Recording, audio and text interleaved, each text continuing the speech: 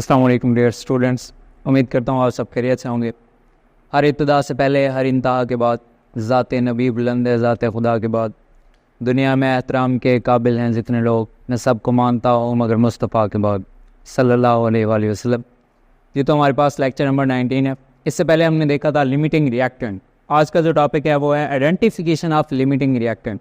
Limiting reactant क्या होता था कि वो रिएक्टेंट जो प्रोडक्ट की कम मिकदार पैदा करता है हमारे पास, उसको कहते हैं हम लिमिटिंग रिएक्टेंट, या ये वो रिएक्टेंट होता है जो लीस्ट अमाउंट पैदा करता है। इसके अलावा ये वो रिएक्टेंट होता है जो अर्लियर कंज्यूम हो जाता है। इसी वजह से इसको कहा जाता है लिमिटिंग रिएक्टेंट, जिसकी एक मखसूस हद होती है। तो आइडेंटिफाई इसको कैसे किया जा सकता है, आइडेंटिफिकेशन इसकी क्या है। इसकी आइडेंटिफिकेशन के लिए हमें क्या करना होगा, एक रिएक्शन लेना है जिसमें मैंने लिया है कि नाइट्रोजन गैस और हाइड्रोजन गैस मिलके हमारे पास अमोनिया बना रहे हैं। तो ये जो अमोनिया बनने का प्रोसेस है, ये रिएक्शन हो गया, इरिवर्सिबल रिएक्शन। इसमें हमने देखना है लिमिटिंग रिएक्टेंट कौन सा है। अब इसको आइडेंटिफाई करने के लिए हमें क्या क्या करना होगा। तो यहाँ पे 3 स्टेप होते हैं। पहला जो स्टेप है उसके अंदर ये होता है कि जो पहले वाले रिएक्टेंट्स हैं, चूँकि हमें लिमिटिंग रिएक्टेंट्स देखना है तो हम रिएक्टेंट्स के नंबर ऑफ मोल्स फाइंड करेंगे।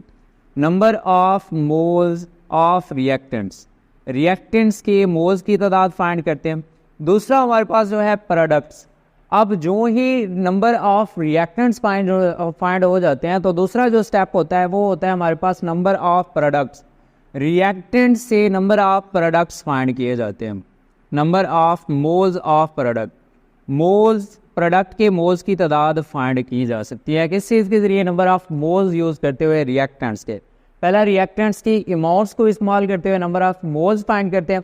फिर हमारे पास number of moles of products find किए जाते हैं और वो रिएक्टेंट्स को फाइंड करते हुए जब ये हम कर लेते हैं, number of moles of reactants और number of moles of products find कर लेते हैं, तब इनका कंपैरिजन करके हम चेक कर सकते हैं कि कौन सा ऐसा रिएक्टेंट है जो least amount of products create कर रहे हैं।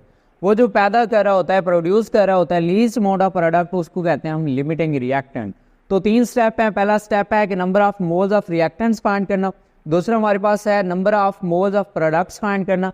Then comparing number of moles of reactants and number of moles of products, number of mole of products, we can find the limiting reactant. तो हम लिमिटिंग रिएक्टेंट को find कर सकते हैं। तो कौन कौन से स्टेप्स होंगे? 3 स्टेप्स और involved for the determination of limiting reactant. किसी भी लिमिटिंग रिएक्टेंट को मालूम करने के लिए 3 स्टेप होते हैं। पहला है हमारे पास determine the number of moles of reactants from giving amount of reactant. Reactants की दी गई मिकदार से हमने फाइंड करने हैं number of moles of reactants.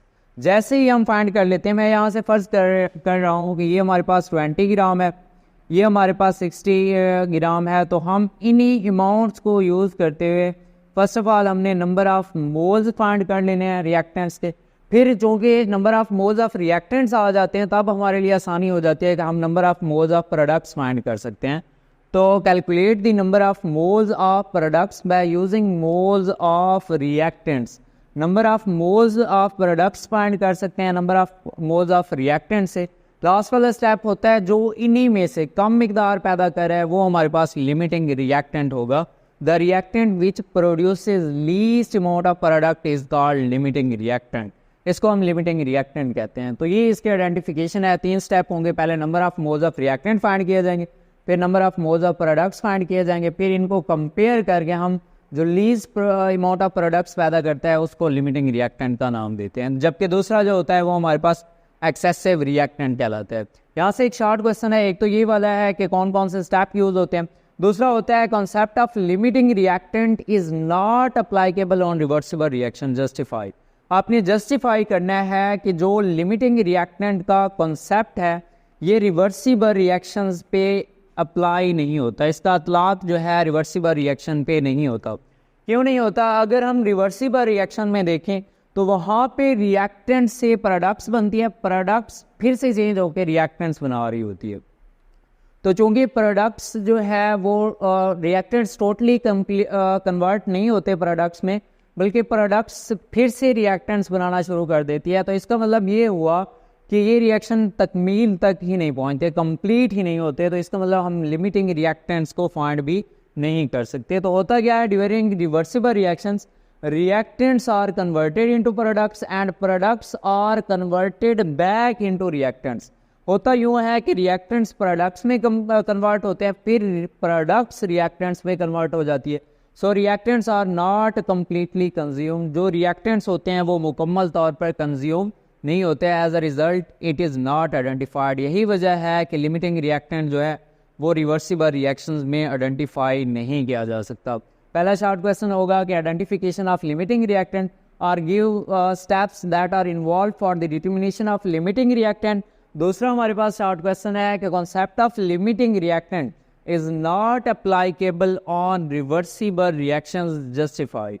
तो ये दो शॉर्ट क्वेश्चन यहाँ से क्लियर करने हैं और यही हमारा आज का टॉपिक है लेक्चर नंबर 19 में कि आइडेंटिफिकेशन ऑफ लिमिटिंग रिएक्टेंट। जज़ाकल्लाह।